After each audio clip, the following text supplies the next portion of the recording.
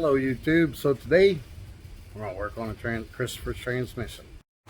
That motor that we took out of Brandon's car, I brought it in. The cylinder's a little bit rusted, but after I get done messing with this, I'm going to take that apart. But I got all the parts I need. They all came in. That ain't the right filter. For a trans brake, you can't use the one with the mesh in it, and I specifically told them that. They still sent me the wrong one. And I got a book. And I ordered one clutch hub. They sent me 4. And those are like $112 each. So I messaged them and told them they sent me extra. See what they say. So the first thing we're going to do is I'm going to change the lip seals in this intermediate clutch. So the way this went together was that went there. That went there. Oh, both springs fell out. You want to make sure you space these springs. And then that went there, and then this clip held it all on. But since we're running a trans brake, we're going to take this second seal out, and we're going to change the lip seals in this piston. Is what we're going to do, and kind of not the easiest thing to do. I'm going to get some. These just go in this ledge, and you'll see the seal points down, but they just pull right out. They got a lip that goes in the groove there. Turn the light on, maybe we can see better. Not available using the ultra wide lens. No light. Put it on regular. There we go. All right. So yeah. It's just got like a lip that sits in that hole. You just pull it out. And the same thing on this one. But it goes on the inside. And then the seal always faces down. So we're going to look in our rebuild kit, get 2 seals. We'll put that on. They make a tool for this, which makes it a lot easier. Because when you slide that on there, them seals catch, especially right there on that groove. They catch, and it's a pain in the butt to get it to go down. They got a tool that goes over top of this. You just slide it right on, put them down. But I just use a filler gauge and kind of work around as I push down until it goes all the way in. But let me find the seals for it. Alright, so that's all the lip seals I found. So I'm going to take the old ones, just match them up, and put them in. I'm going to put some transmission goo. And just for y'all to note, I'm not a professional transmission builder. It's the only second time I've ever done this. I'm just trying to show you guys that, I mean, if you've never done it, it can be done. I've done a lot of research on YouTube, and probably the one YouTube channel I watched the most to do this was Mountain's Garage. So, and there's a couple others. When I did the rebuild on mine, I linked all the web pages and YouTube channels and stuff like that I used to do my rebuild.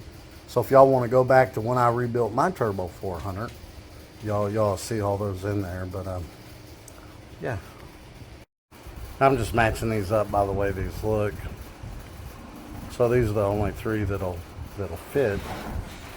And see this one right here, my thumb's on, it's the only one that looks like that. So that's one we're going to use. And I'm just going to stick it back up in there same way I took it out. And those bigger seals, this one was a small one. It was the only one that was the same size, so that's one we're going to use.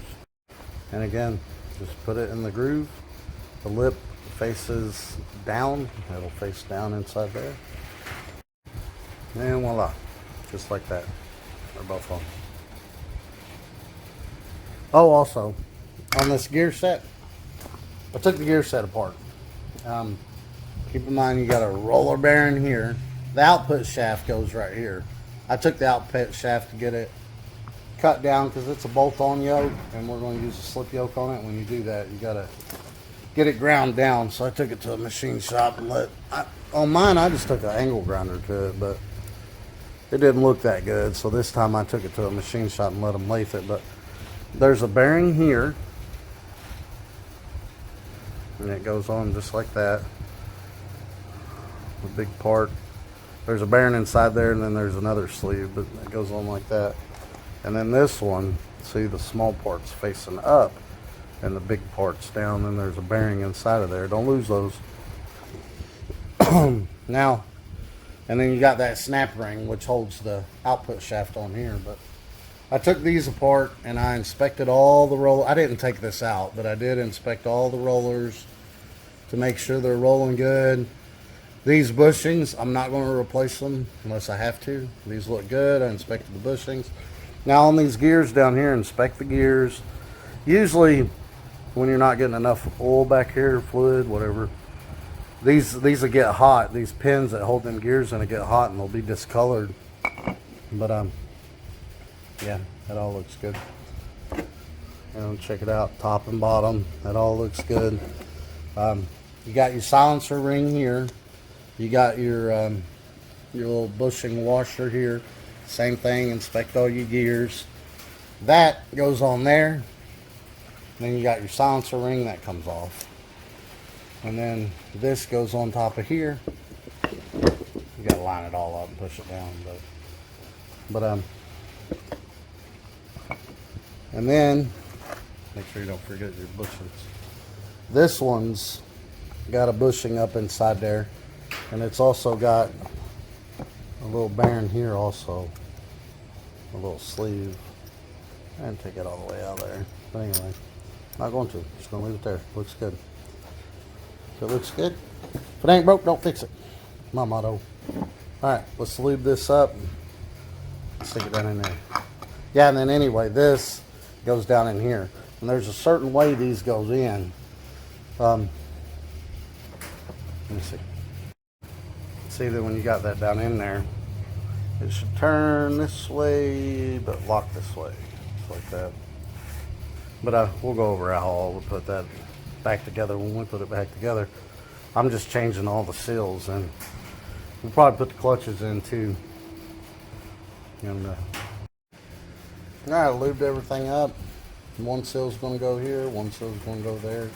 I cleaned this up real good too. I just use this assembly glue. There's a part number 18280. Is that what that says? I think that's what that says. But anyway, now I'm going to take this scratch here.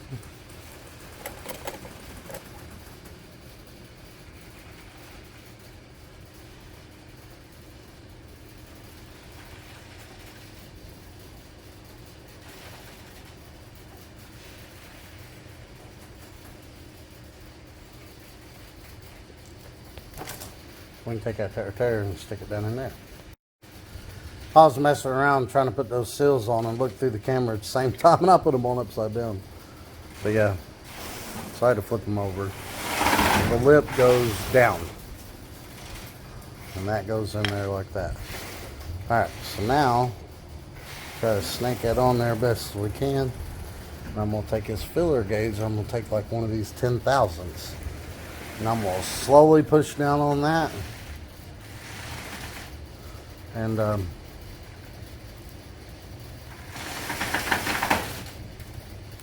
And like use one of these filler gauges if I can get the right one out.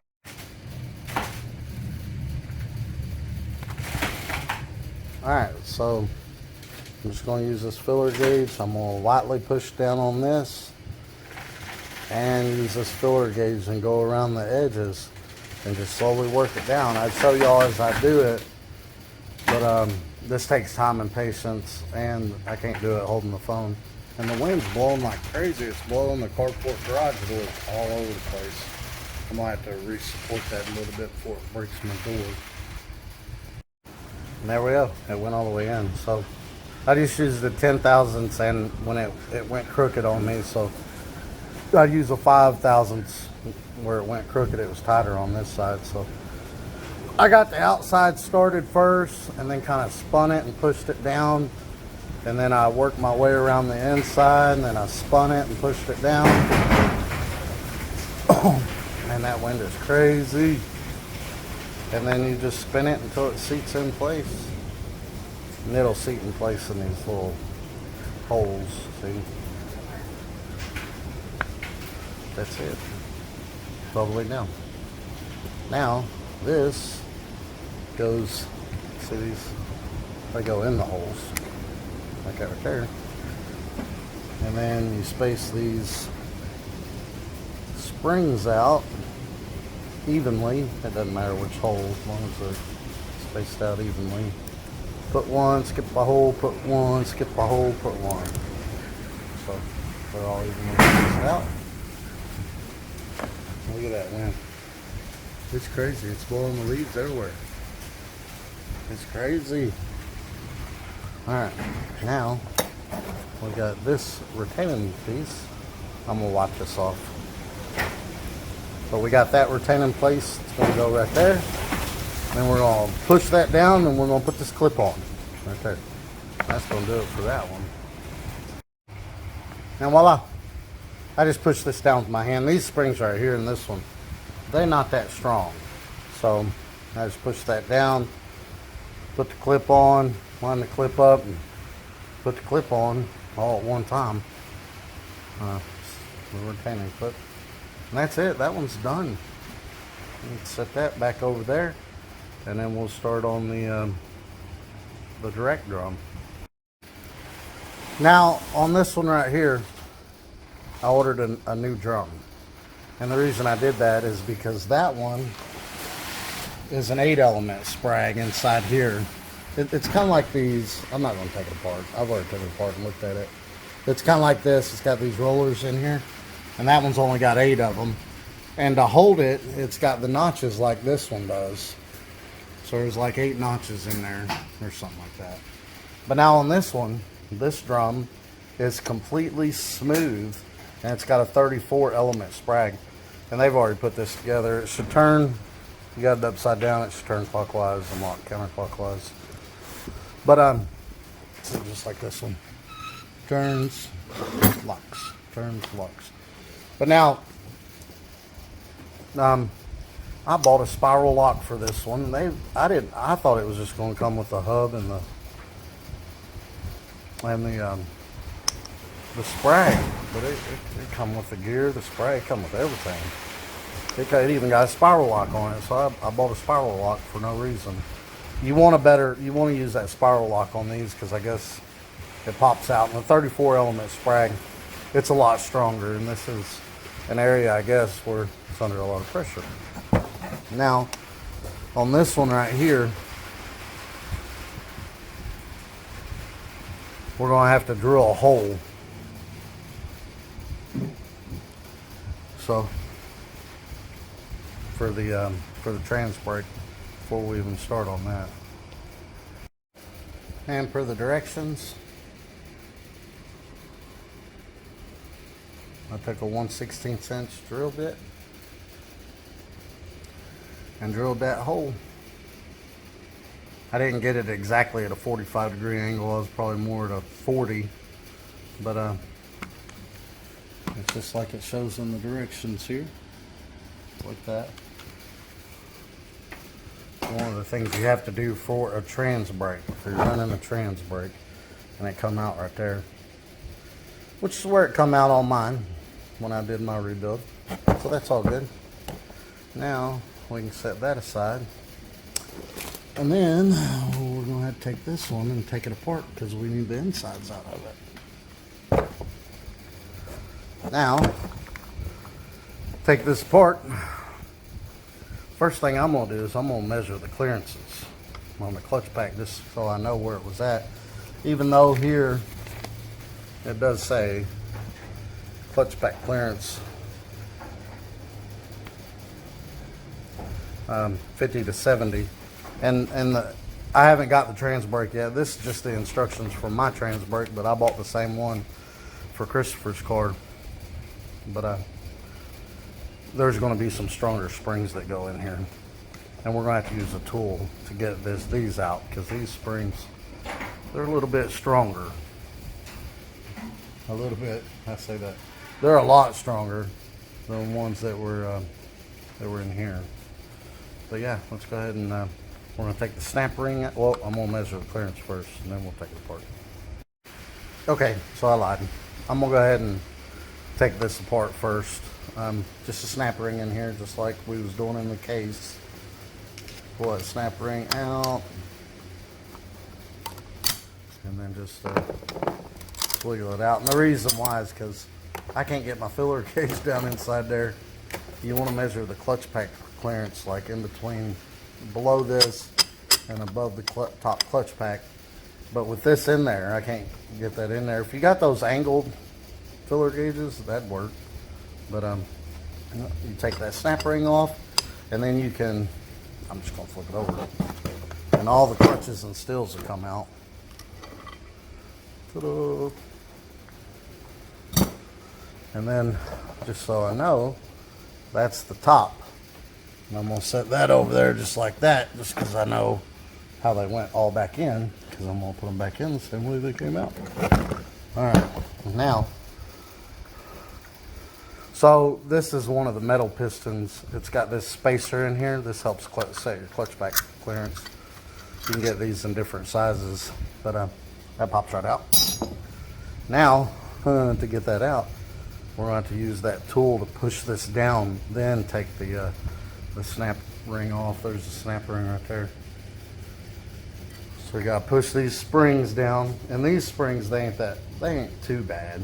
But when I put that trans brake back on there, it's going to come with bigger springs. It's going to be really hard to compress. Let me go find my tool. I don't even know what I did with it. All right, and this is the contraption I use. I forgot where I bought this at, but it goes in these grooves, and then you stick this. You want to make sure you got your opening here to get snap ring pliers in there. And then I lost the fit, and it goes right there, but that lug nut fits right down in the, there's a hole right there. It fits right down in there, so it'll, yeah. And just tighten this up, and it'll compress that spring, and then you can get that snap ring out of there, and then you loosen it, and it'll all come out. And there we go. They compressed it down. I tried to reach in there with some screwdrivers and get that, but not working for me. So I'm gonna have to go dig in my specialty tote and find my snap ring pliers. My snap ring pliers suck, but I finally got it out of there. Now we can just back off on this nut way up here, and it'll all come apart. And it'll spin on me. Let me hold it a little bit. There we go. All right, there we go.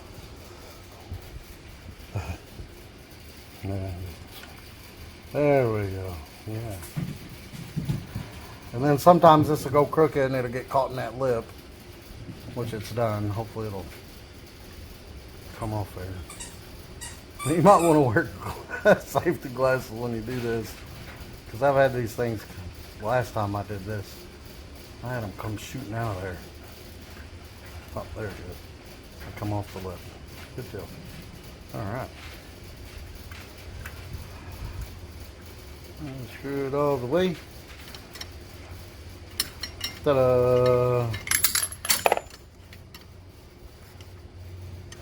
Take this out now. Take this out. And we'll just take all our springs out. We're not going to reuse these. The trans brake will come with a spring on every hole. This one just had one every other hole. Trans brake, I have one every hole, and they're stronger springs. My tool had a really hard time pressing them down last time. It kept wanting to pop out of these grooves here. But yeah, and then just squeeze this together and pull it out. Then we can pull the piston out. And there we go, and then the piston just comes right out, just like that. I'll set that over there. Now you'll notice this one has the lip seal facing the other way. Good thing on the trans brake, we take this one out, and we don't use it again. So that one gets discarded. Well, I could have left it in there because we're not using that drum. We'll go ahead and put it back in there. Just because I'll have it in there, and if I ever decide to use this again, I keep all my spare parts. All right, so that's done. We'll put that in the we ain't gonna use it pile. Right over there. That's all the we ain't gonna use it pile. All right. Now we can get this one. It has our big beefy 34 element sprag on it, and it's got our 1/16 hole drilled in it. Yeah. Now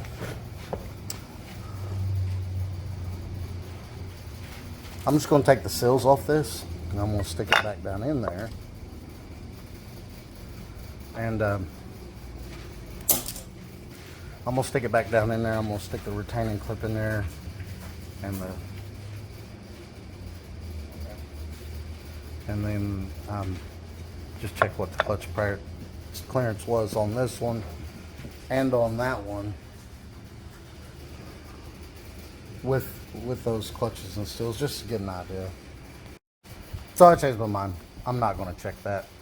It says in the directions 50 to 70 clearance, so we'll try to get it between 50 and 70 thousandths clearance. So now let's put the new lip seals on this again. They're going to be facing down, just like when we did that intermediate.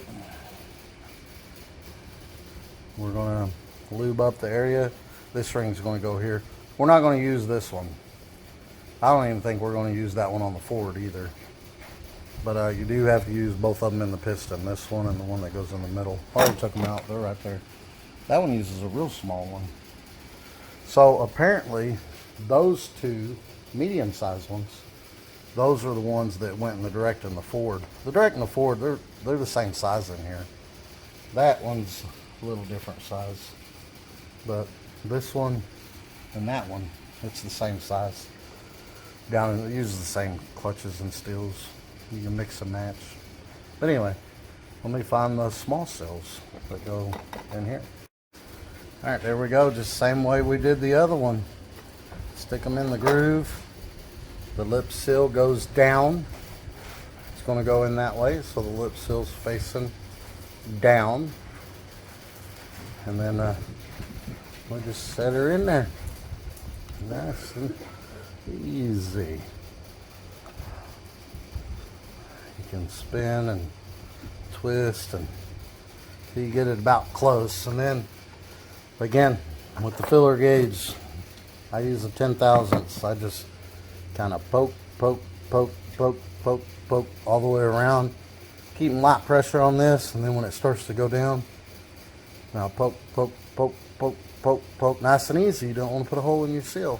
And just, you know, it took me, I don't know, about 10 minutes on the last one. Just takes a little bit of patience, and then you gotta force it a little and spin, but not real hard, because if you push it too hard and that seal's not where it should be, it's going to flip backwards on you. You're going to have a leak right there, and it's not going to apply the clutches. So yeah, but I have found that if you spin it and do that at the same time, it helps too. But yeah, let's push that all the way down in there, using our filler gauge and getting that lip seal down in there.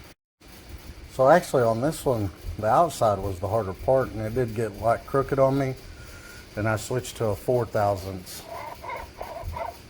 The middle went right in all by itself. Good thing too, because you cannot fit even a 4 thousandths down in there. But yeah, that one went on all by itself. There you go. Works good. All right, now let's go ahead and put some clutches in it and measure. Now, I took these out the way they went in, and I guess you're supposed to soak the clutches. Now these rings, it doesn't matter which way they go in, but I usually, man, that's Those clutches look awful. Look at that. But take it out like that. I'll put it in like that. I'm gonna wipe them off first. Plus, I'm gonna get the new clutches and I'm gonna make a little transmission bath and soak them in there first for a little bit before we throw them in there. I had some transmission fluid that just had a little bit in it. I cut the top off of that. So let's see here. So it goes clutch or steel, clutch. I dropped half of it. But anyway, steel, clutch, steel, clutch, steel, clutch, steel, clutch, steel. And I'm sure I dropped the clutch in the top. Yep, I did. Wow. So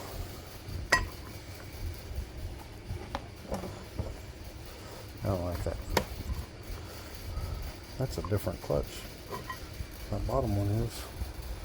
So we got 5 clutches. So let's grab 5 clutches out of the rebuild kit. Alright, this is the pack that had the 5 clutches in it, but we'll take one of these old clutches, match it up, and it's the same size. So there you go. And then I'll just kind of soak these like this as we go. But we forgot to put this in there. I'm gonna put that in there. Just squeeze it.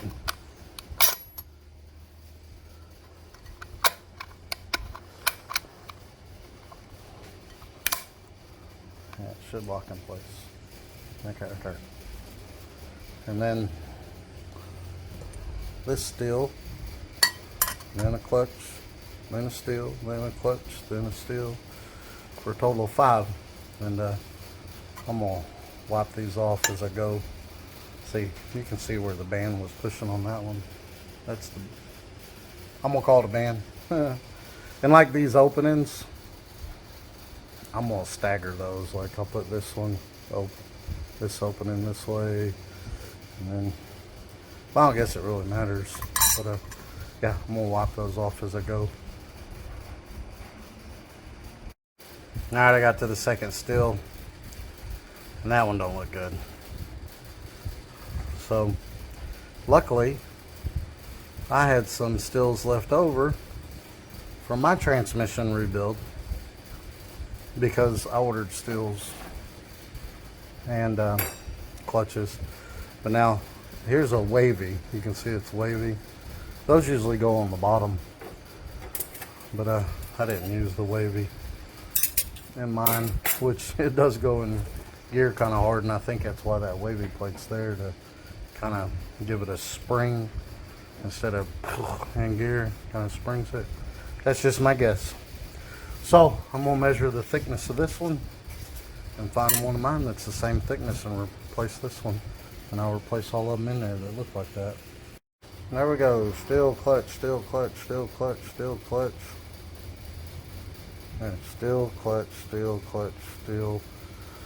Oh, got messed up again. Steel, clutch, steel, clutch, steel, clutch, steel, clutch, steel, clutch, and then this top plate. Now, we're gonna pull up on this and then stick a filler gauge in between there and try to hold it even on the other side so it don't go crooked. And we need 50 to 70 thousandths. And I'll just use the filler gauge. Turn. Alright, I got a 35 and a 32, so that's 67. I've already tried it, it won't go in there.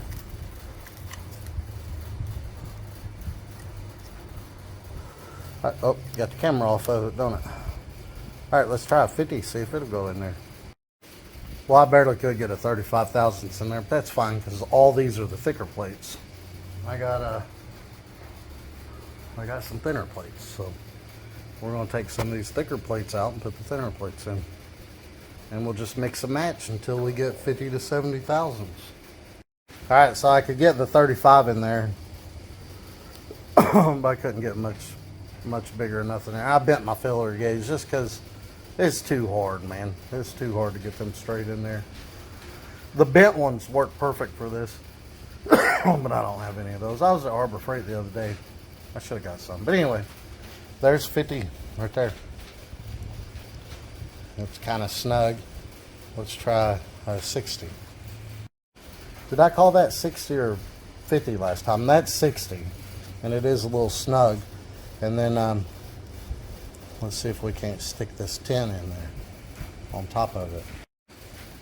So the 10 will not slide in there. So that's it. We're at about, I'd say 62 probably. So 50 to 70, we're right in the middle. That's perfect. So if you have the aluminum piston, you can actually just take some off of it to get your clearances where you want.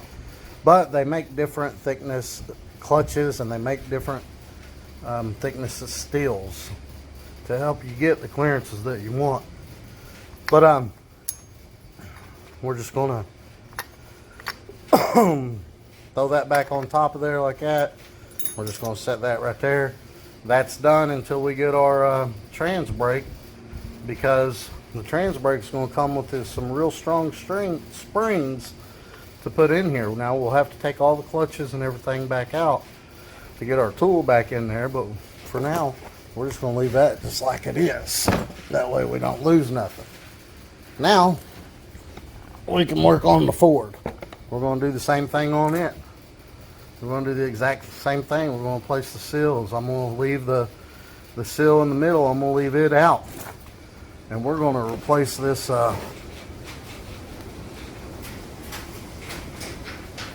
this clutch hub. And again, be mindful of all your little washers like this. Don't lose those. And don't forget to put them back where they go. But I'm going to use my little table stand for this so I can stick that shaft down in it. So I got this little table I made. Alright, so same thing. Snap ring, and we can pull this out. Look at that. That top clutch had jumped off the clutch hub, and road was running wrong on that. There ain't no way this transmission works. It was burned up. Even this sun gear. This sun gear is supposed to have a hole in it. Had to order another one. It don't have a hole in it. Nowhere. It's supposed to have 2 holes in it. Had to order another one of those, but I can't believe that. That clutch was jumped out of there and running on half. You can see where it was running. Cut a little groove in it.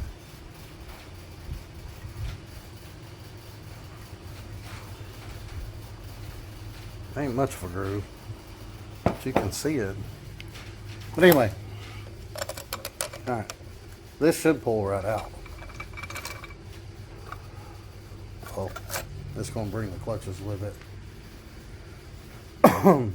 This should pull right out, but there's something going on in here. Yeah, look at that, man. That's burnt up. Look at that. Ooh-wee. Alright, we're going to just pull all these clutches of steels out. Look at that. That's just about every one of them clutches. That's a clutch. There's no material left on that. It's gone.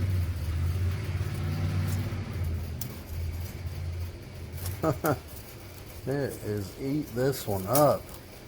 Look at there. Another clutch. There's no material on it. And all these steels are eat up.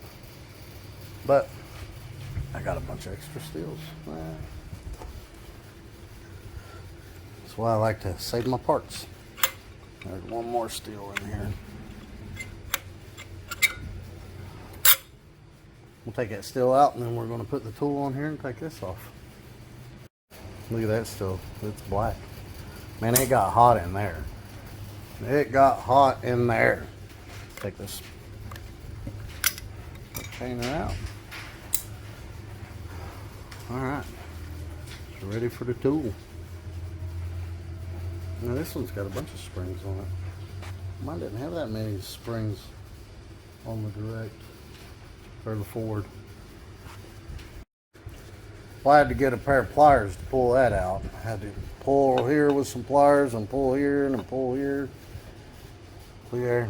That lip seal is smoked. Alright. Well, just like the other ones, we'll change the lip seals, clean everything up, put it back in there.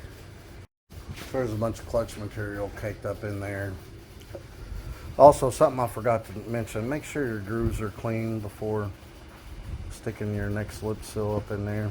Also, on this one right here, I don't know if I mentioned that or not, but there's the hub and then the piston that we put the seals on. One of those has to have a check ball in it. The hub has a check ball on this one. Oh. Yeah, it's right there. But you'll see it, it's like a little ball driven down in there. But you can have a check ball on both the hub and the piston. But you can't not have one. You have to have at least one in the hub or one in the piston or both. And one here and there. Or one here and no in the piston, or one in the piston and no in the hub. You have to have at least one in one of them. You can have them in both, but you can't have neither one of them not have one. But the hub's got one, so we're good to go. Like, yeah, there it is, right there, on that one. So yeah, make sure you at least have a check ball in one of those, the piston or the hub. The wind blew down the power line. They're out there fixing it. Well, it was the internet line. It was hanging in the driveway. The wind was crazy. It blew the cover off the Trans Am. I went out there and put that back on. But so this one had a bushing seal on the top and bottom. So just make sure you pay attention when you take that stuff apart, and make sure it don't fall and you lose it. But let's clean this up real good, put the lip seals on that, and just like the other ones, we're gonna, and then the dog has to bark at them. We're gonna leave the lip seal out of this one. If I can get it out. Oh, there it goes. So the direct and the Ford, we leave that lip seal out. And the intermediate, it didn't have one in it.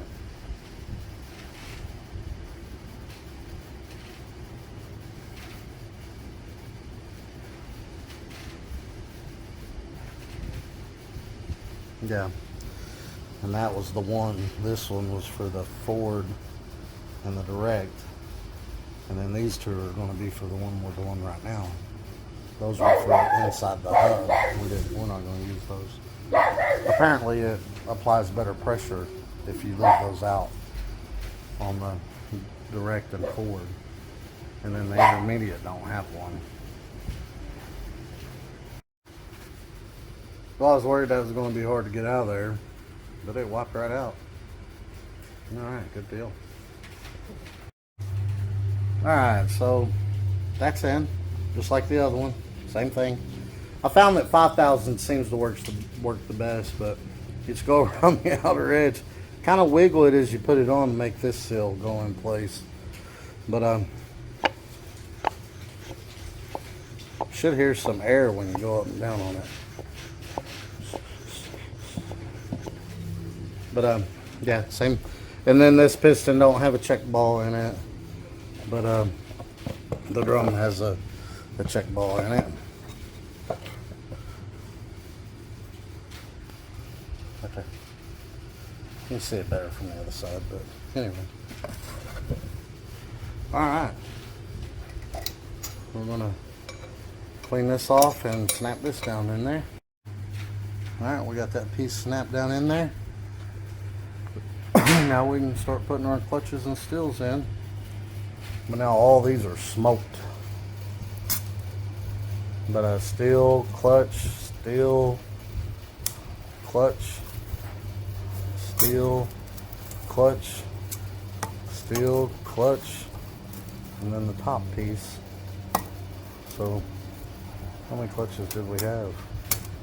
1, 2, 3, 4, 5. Huh, I've got 5 in it. Alright, so this one gets 5 clutches too. So I'm gonna use a weight plate on this one. Just because I'm reading the book and that's what it says to do. But it's plate, clutch, plate, clutch, plate, clutch, you know, until you got 5 clutches and you have a clutch on top, and then this piece will go on the very top above that clutch. So the forward and the direct are supposed to have the wave on the bottom, but I didn't put a wave on the direct.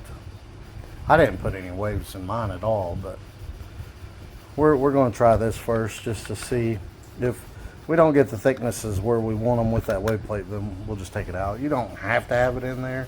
I think it just helps cushion it when it goes in gear, and mine goes in gear pretty rough, but I'm fine with that. It don't bother me none. I mean, these cars are used for drag. These cars are used for drag racing. They very rarely see street activity, but they do see street activity. All right, so the directions say 10 thousandths per lined plate.